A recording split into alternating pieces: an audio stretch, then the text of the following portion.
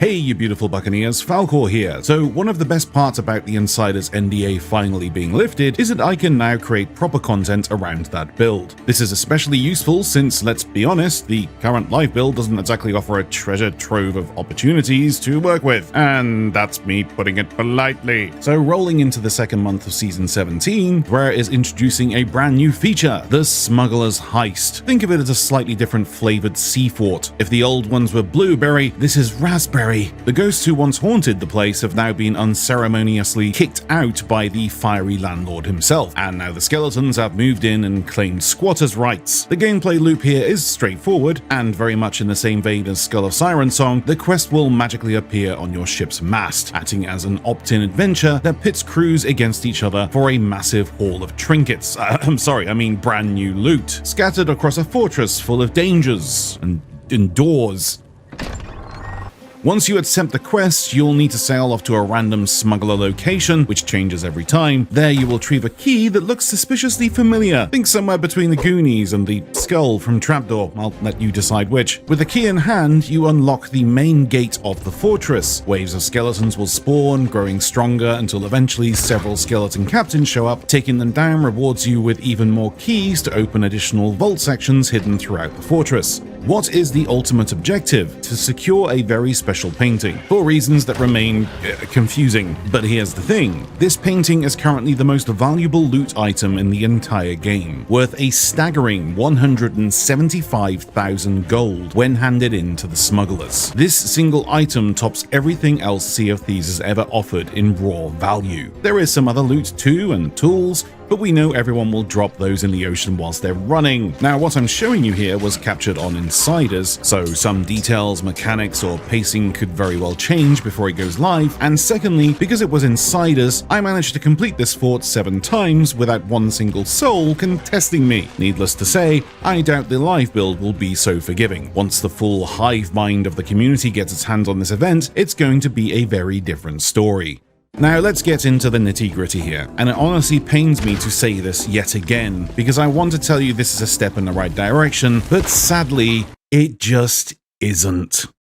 Don't get me wrong, the event itself is entertaining, the pacing feels solid, the change in the decor is a nice touch, and I really like that it's framed as a proper call-to-action event. In theory, that setup should pull crews together for some absolute chaos, turning the fort into a giant loot piñata where everyone collides in glorious mass slaughter. That's the idea, and that part I love. But the real issue here comes down to one word: incentive.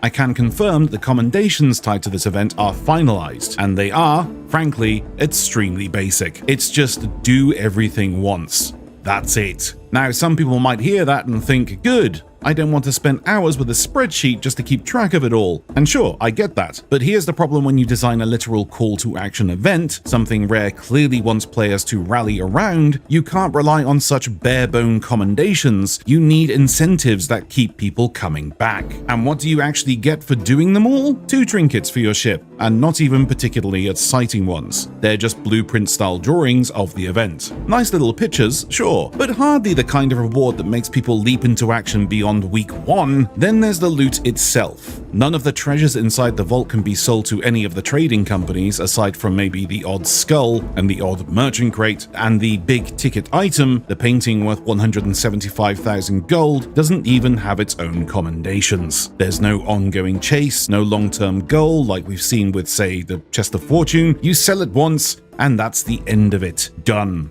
Which then leaves us with the awkward reality. The entire fort is essentially a do it once and you're finished experience. Now yes, for casual players, that sounds perfectly fine. They'll check the box, get their commendations, and move on. But that misses the bigger point. Without meaningful, repeatable incentives beyond some quick gold, veteran players are left with only one reason to revisit the event, and that's to ruin it for other people. Not for the treasure, not for the glory, just because they can. Because it's there. Because someone else is doing it. And that to me is the biggest flaw of all. Couple that with only having until the end of Season 17 to complete it, and there lies the problem. The next big issue. Once again, Rare has fallen back on the solution of slapping an icon on the map the moment you pick up a key. And honestly, what's the point? Everyone already knows exactly where you're going with it. It's always Royal Crest Fortress, and any pirate with more than one brain cell can figure out that it's far smarter to just sneak onto the fort and wait for the key to come to them rather than wasting time and cannonballs fighting for it in open waters. Then there's the really baffling part, the way the targeted picture works. If you drop it on an island, in the fort, or even toss it into the sea, it shows up on the map for all to see. But if you're holding it, or if it's sitting safely on your ship, it magically vanishes from the map. Now, I can sort of understand the logic here. The idea is that players can lean onto the tools not rules philosophy, sneak the painting out on a rowboat for example, or cook up some other clever way to evade opposing crews. And yeah, that would be cool, if it wasn't for the fact that every single crew gets a note telling them exactly where the painting is going to end up. Come on, guys! That completely undermines the whole idea. All it's going to lead to is players camping the fortress or camping the hand-in spot over and over again. Where's the strategy in that? Where's the fun? Also, ocean crawlers spawn on your ship when you have the painting for some reason. It's odd, but also makes me worry if the Siren Queen truly is the smuggler's client. I swear to all things good, Rare, if you do that, I'm gonna It honestly feels like no serious thought went into how this event would actually play out in the sandbox. From the core mechanics to the lack of meaningful longevity, it all falls flat. For perspective, it took me just 46 minutes to complete every single deed and unlock every single cosmetic tied to this event. 46 minutes. That is not a living, breathing event, that's a one-and-done checklist. And that's fine if it was killing Megs or going fishing, but a time-limited call-to-action world event? It's not a world event if no one's doing it after 72 hours, is it? And Rare, I say this with love because I do love this game to bits. But did you guys learn nothing from the Skull of Siren song? You've repeated the exact same mistakes almost beat for beat, except this time it's not going to stick around forever. It's honestly so disappointing. Really, really, really disappointing.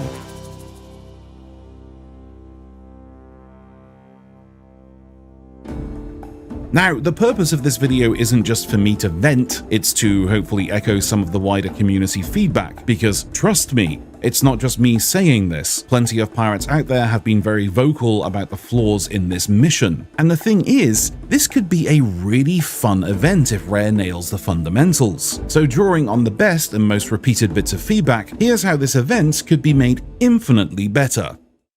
First of all, the key. Get rid of the marker. We all know where the key goes. We all know what it unlocks. The marker adds nothing. All it does is funnel crews into endless pointless naval battles, which means the fort itself actually never gets completed. Half the time people will just throw up the sails and run to the Devil's Roar instead. Removing the marker instantly makes the gameplay more dynamic and less predictable. Secondly, the loot. The vault needs to feel like it's worth fighting for. Right now, the rewards are too limited. We don't just need a single target painting and a handful of smugglers' trinkets. That's not incentive for longevity, especially when the smugglers offer nothing else but just gold. Load those vaults up with a varied spread of high-tier loot across all factions. Heck, since this event is only going to be around for a couple of months, stuff it to bursting with as much silly, flashy treasure as you can. Make it feel like a jackpot, not a chore. Third, the painting mechanics. I do actually like this concept, but the execution of how the picture shows up or disappears on the map undermines the sneaky tactical play it's begging for. Everyone knowing exactly where the painting is headed kills the tension. A much better solution would be to allow crews to hand it into any smuggler's hideout, not just the one fixed location. That way, players can get creative, sneak it around, pull off clever getaways, and that's the kind of gameplay Sea of Thieves thrives on. And finally, the rewards. Please stop giving us trinkets for time-limited events. They're nice, but they're not motivating. If you want people to really swarm to these events, bring back time-limited ship sets. Remember the old days? Those events weren't even groundbreaking, but everyone showed up because there was a unique ship cosmetic on the line. Something truly bespoke you could never get again, in most cases. That sense of exclusivity is powerful, and it works. But not with trinkets. So overall, I do like the idea of this event. The structure is solid, but the longevity, the incentives, the approach, they've completely missed the mark. In fact, the mark didn't even show up. It stayed home because it's tired of being ignored. I really hope that Rare takes this feedback on board from myself and from the community and makes these changes, or at least some, before the event goes live on September 18th. Because if it launches as it stands right now, I guarantee you, just like Skull of Sirensong, it'll be dead in the water within 72 hours. Oh, and here's something I really wanted to bring up because I see this complaint all the time. People moaning about reskinned assets. Honestly, that's not the issue. Name me one single live service game that doesn't reuse assets in some form. Seriously, try it. Someone will prove you wrong in moments. It's industry standard, and I couldn't care less if this skull looks like that skull. Doesn't bother me in the slightest. What does bother me is when the skull doesn't just look the same, it plays the same. In fact, in this case, it actually plays worse, because one of the mechanics from the original version has been stripped away entirely. That's the real problem. Reskins have always been part of gaming. Go all the way back to the Double Dragon games. In level 1, you fight guys in blue jeans. In level 2, the same enemies, but now they're wearing red jeans. The thing is, the red jeans guys at least kick you in the nuts every now and then. That little change made them feel like a step up, and that's all Rare needs to do here. Keep the reskins, that's fine, but you've got to kick us in the nuts every once in a while. Wait, hang on. Anyway, if you agree with what I've said here, or if you just enjoyed the video, do me a favor, hit the like button, drop a sub, and I'll keep you up to date with any tweaks to this event before it launches, as well as any other changes coming to the seas. But until next time, folks, happy sailing.